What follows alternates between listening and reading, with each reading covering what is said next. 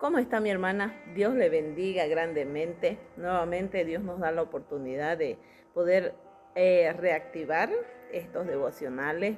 Y ya estamos en la última parte de lo que es el estudio Una mujer saludable o una iglesia saludable o una femenil saludable, ¿no?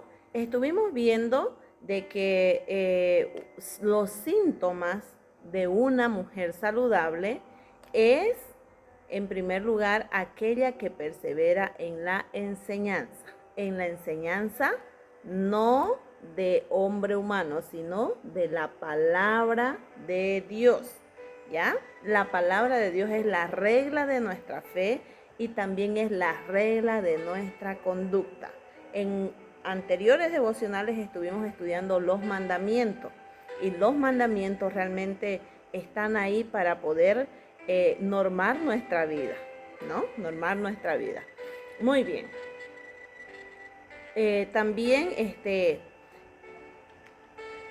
También podemos ver que quien persevera en la enseñanza va a ir poco a poco despojándose del viejo hombre, ¿no? Despojándose del viejo hombre. Despojar quiere decir quitar, dejar el control del Espíritu Santo de su vida y que Él se encargue de todo. Eso hace también la palabra de Dios, hace que se renueve nuestra mentalidad, hace que nos vistamos de un nuevo hombre, hace también que poco a poco vamos desechando la mentira, que hablemos la verdad, que nos enojemos, pero sin pecar, ¿no? Que no se ponga el sol sobre vuestro enojo, dice el pasaje. Muy bien. Ahora, veamos más adelante, también en segundo lugar, otro síntoma de una iglesia saludable es aquella que persevera en la comunión, persevera en la comunión. Y vimos que comunión es algo en común que se tiene, ¿no? Si bien no todos piensan iguales, pero a lo menos trato de sobreponerme, de encajar para que todo pueda marchar en armonía, ¿ya? Muy bien, el común denominador es el que suma, ¿no? Pero siempre el denominador va a ser uno solo, ¿no? Muy bien.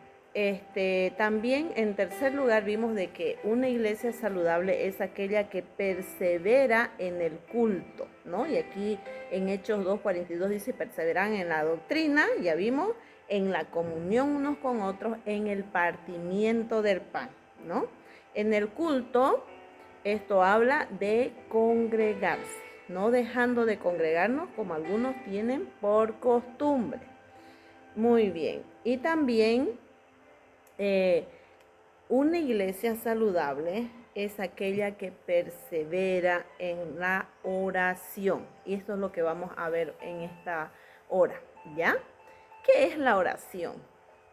Si nosotros buscamos términos sencillos para describir la oración es la comunicación que podemos tener con Dios. Dicen los niños, es la forma de cómo nosotros podemos hablarle a Dios, la forma de cómo nosotros podemos contarle a Dios lo que nos sucede. Es la forma automática de cómo podemos dirigirnos a nuestro Padre Celestial, ¿no es cierto? Esa es la oración. Quiere decir que tenemos que orar en todo momento, en todo lugar, en cualquier circunstancia. Hay oración de agradecimiento, hay oración de confesión, hay oración de intercesión, hay oración de petición, hay oración de alabanza. Qué lindo realmente es poder alabarle, exaltar el nombre de Dios cuando nosotros estamos en su presencia, hablando con Él, platicando con Él. Quizás usted tiene alguna amiga, algún amigo que le gusta visitarle porque, no sé, se siente en confianza, charlan, juegan, ríen y eso como que los atrae, los une, ¿no es cierto? Así también nosotros tenemos que contactarnos con nuestro Padre Celestial, hablar con Él, contarle todo lo que nos sucede, decirle las cosas que están pasando sobre nuestra vida, ¿no? Veamos acá lo que dice el pasaje. Perseveraba en el partimiento del pan y en las oraciones. Perseverar es no cansarse, insistir, ¿ya? Veamos lo que dice Hechos 1:14. Dice así: todos estos perseveraban unánimes en oración y ruego con las mujeres y con María, la madre de Jesús, y con sus hermanos. Aquí la iglesia estaba pasando una etapa muy difícil. Estaba siendo perseguida. Y vemos aquí que no hacían grandes programas atractivos y espectaculares. Simplemente se reunían para compartir en las casas y orar a Dios. Y esta oración era una oración perseverante, ¿no? Era una oración unánime, unánime. Si 2 o 3 se pusieran de acuerdo sobre algo, es mucho mejor, ¿no es cierto? Unánime, con ruego. ¿Qué es ruego? Es súplica, es clamor, es insistencia, ¿no? No cansarse. Muchas veces, no sé si a usted le ha pasado, a mí también me ha pasado, pareciera que oramos y clamamos a Dios y Él no nos oye. Hay un cántico de los niños que dice: cuando oro a veces Dios dice sí, cuando oro a veces Dios dice no, cuando oro a veces Dios dice espera. Pero sin embargo nosotros tenemos que aprender a rogar al Señor, ¿no es cierto? Orar con oraciones de ruego. ¿Cuál es su necesidad que usted está pasando hoy día? ¿Cuál es lo que le aflige? ¿Qué es lo que le aflige? ¿Puede usted rogarle al Señor? ¿Puede usted compartir con alguna hermana de confianza para que le ayude a orar a Dios? ¿Ya? Muy bien, vamos más adelante. Algo muy interesante, ¿no? No pueden faltar las mujeres acá. Hermana, muchas veces queremos tener grandes ministerios. Muchas veces queremos brillar de repente haciendo algo. Pero saben, Dios primero quiere que pasemos tiempo a solas con Él. Dios quiere primero que meditemos en su presencia. Y luego lo demás viene por añadidura. Entonces aquí estas mujeres no eran líderes, no eran unas mujeres así, ¿no? De renombre que llevaban a cargo un ministerio, pero sí estaban seguras de que tenían que orar. Estaban seguras de que ese era su llamado y que esa era la forma de cómo ellos podían contribuir en el ministerio, ¿no? Muchas veces he escuchado esto: aunque sea, vas a orar por nosotros. Y es realmente una expresión muy fuera del lugar, ¿no? Aunque sea, o sea, pareciera que la oración es el último recurso, pero no es así. La oración es el principal recurso para poder hacer el ministerio, ¿no? Muy bien. Entonces aquí estaban estas mujeres, según este versículo, perseverando, estaban unidas, estaban rogando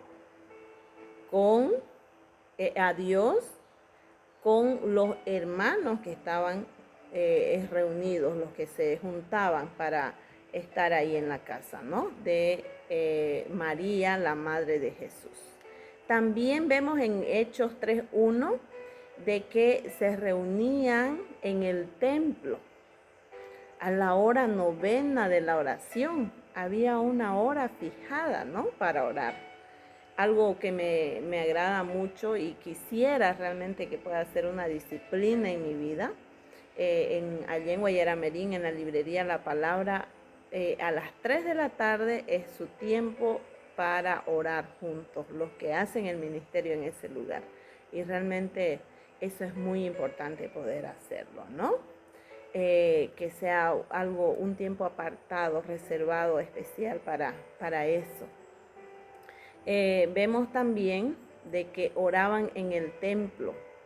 En Hechos 4:31 dice, cuando hubieron orado en el lugar, estaba temblando, el templo tembló, ¿no? Fue esto cuando vino el Espíritu Santo, cuando descendió. Y miren, en Hechos capítulo 6, versículo 4, algo muy importante para poder hablar acerca de la oración. Dice así, y nosotros persistiremos en la oración y en el ministerio de la palabra. ¿Se ha puesto a pensar cuál es la base del ministerio hoy en día? ¿A qué nos estamos enfocando más? ¿Ya tiene usted la respuesta? Si no la tiene, yo se lo voy a decir. Lamentablemente, tenemos que reconocer de que nos estamos enfocando más en actividades. Nos estamos enfocando más en hacer programas. Nos estamos enfocando más en hacer cosas y no en pasar tiempo con Dios. Estos hombres, los discípulos, eran líderes. Tenían un ministerio por delante, tenían una gran responsabilidad. Y ellos vieron de que se estaban afanando mucho con el trabajo material. Entonces, por eso fue que eligieron los diáconos, ¿no? Porque este capítulo 6 nos habla de la elección de 7 diáconos. Eligieron a los diáconos para que se encarguen de la atención a las viudas, del servicio de la obra material. Y en el versículo 4 dice, y nosotros persistiremos en la oración y en el ministerio de la palabra. Qué importante, hermano, poder separar el tiempo para orar. Decía Charles Spurgeon, tengo tanto para hacer hoy día que las primeras horas tengo que dedicarla a la oración. Porque sin la oración no podemos hacer nada, por más que gastemos nuestros esfuerzos, muchas veces las metas se truncan y eso nos tiende a desanimar. Los discípulos tenían en claro de que su primer ministerio al cual ellos fueron llamados, y no es que hayan sido flojos, sino que había mucha necesidad espiritual. Y ellos necesitaban estar aprendiendo, estudiando la palabra, y necesitaban estar en comunión con su Padre Celestial, orando, pidiendo fortaleza, así como lo hacía el Señor Jesús. Entonces, mi hermana, otro síntoma de una mujer saludable es la oración. Si usted o yo en algún momento flaqueamos, quiere decir que no está bien, no está controlado, ¿no? Esos síntomas. Entonces cada día debemos de presentarnos al Señor, pedirle perdón y pasar tiempo con el Señor. Nos vemos en el siguiente devocional. Que Dios le bendiga.